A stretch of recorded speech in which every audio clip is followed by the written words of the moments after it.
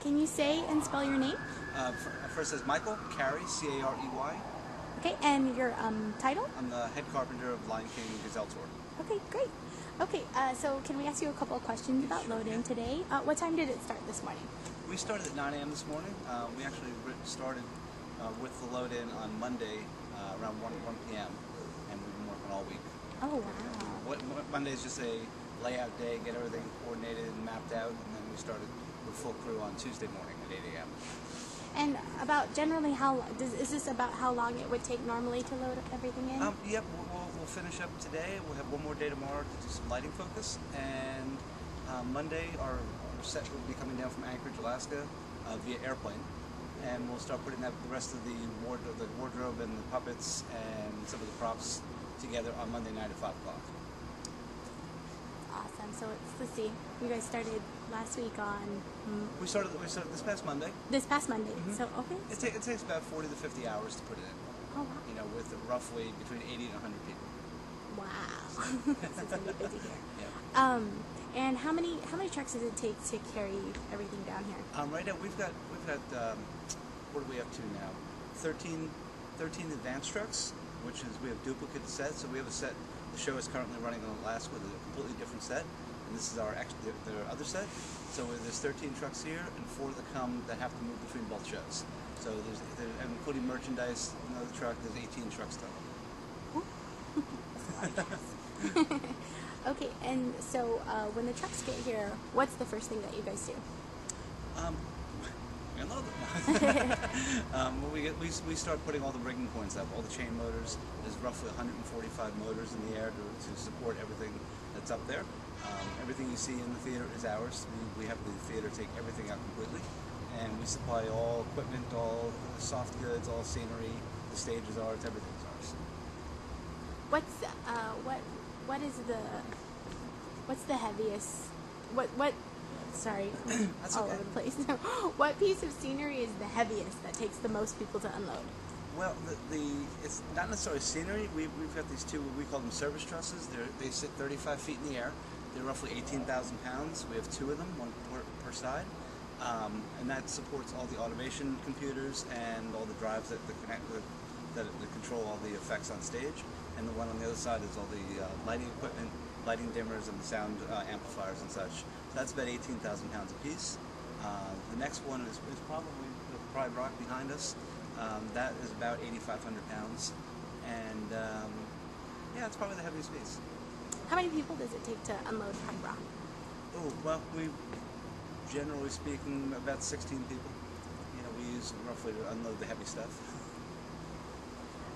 So now that the show has been on tour, does it get easier and easier to do the load-ins, or have you guys gotten it down to a science? We've gotten it down to a certain amount of science. It's still, obviously, it's venue specific. Any of the issues we may have, you know, it always affects how good your local staff is when you pick up the local union crew here. In this case, this was a dream for us. It's just been good. The Civic Center's been good for us. The crew is good for us, and the weather's much nicer here, and so everything's been very positive here so far. Great. Anything else? Any funny stories or weird things happen? No, I mean the one thing I always try and tell people is, you know, there's a misconception about the Lion King that it's a kids show, and it's not specifically a kids show. I like to get the word out there to as many people as I can. It's for everybody. It's for adults. It's for kids. It's for, you know, people who come. It's such a mixed audience, and I like to put that misconception to sleep as much as I can, because there's so many people who enjoy this. So there's something for everybody in the show. Hey, okay. Did you already have me talk about Pride Rock? Yeah, well, about wireless remote control. It's the same type of wireless you would use, same frequency you would use on, say, a wireless internet, that kind of bandwidth. And we can drive it. I can drive it in the wings. It's obviously a little noisy right now. It hasn't been fine-tuned yet. It'll go into circle. We've got track switches on the floor that are much like a train track. That are controlled from the computers up in the air, and we can take it this way. Once it's done, normally during the show, if it's on the stage, they're controlling it upstairs. I usually just use it to move around the wings to make room for the actors and other scenery to get by. I probably drive it more than swimming on stage. Oh, so it expands. It expands, and when it's in the wings, I can actually take this and flap it. Pride Rock Transformers version. Exactly. I can do that, just to make room for the actors and make room for other scenes over the course of the show. And that's, you can expand it that way, or you can do it from the top part you refer to as the head, the bottom part is the tail. It's like Indiana Jones or something. It's all closing in. But typically speaking, I usually have it in loops, class format. The cue is written in such a way that it knows which way to put the track switches. So sometimes it'll be a circle, it'll be straight. It's pretty versatile what it can do. And so for people who aren't familiar with the show, what is Pride Rock? What's its significance? Well, Pride Rock, its significance, I would say, it's really where, Mufasa and Simba in the beginning of the show, it's the highest point in the Pride Lands where they can look out over the kingdom, and they have their little father-son heart-to-heart up there, and his whole coming of age of seeing the kingdom and seeing what is soon to be his. Obviously, there's a lot of pride in the Pride Lands. And that's where a king would look over his subjects up there. So it's really a meeting place. It's a place for them to have that bonding time as well.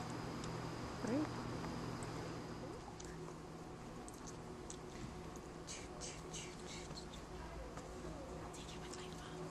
Puppets just hanging out in the theater. Ooh.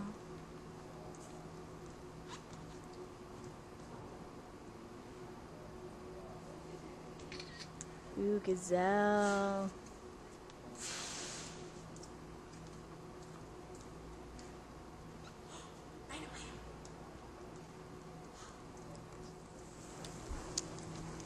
Let me get out of the shot. He's furry. These are actor driven as well. Eric was here, he could probably do a better demonstration. Like his ears. Hello. Wildebeests. The tiny versions. More elephant graveyard. Ooh, there he is.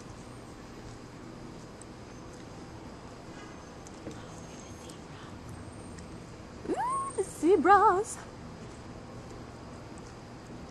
You can see where the actors just slip into it right there. Then we have the front legs of the actors. Have you seen the movie? Yes. Okay, so you know there's a stampede. Yeah. Are these the stampede?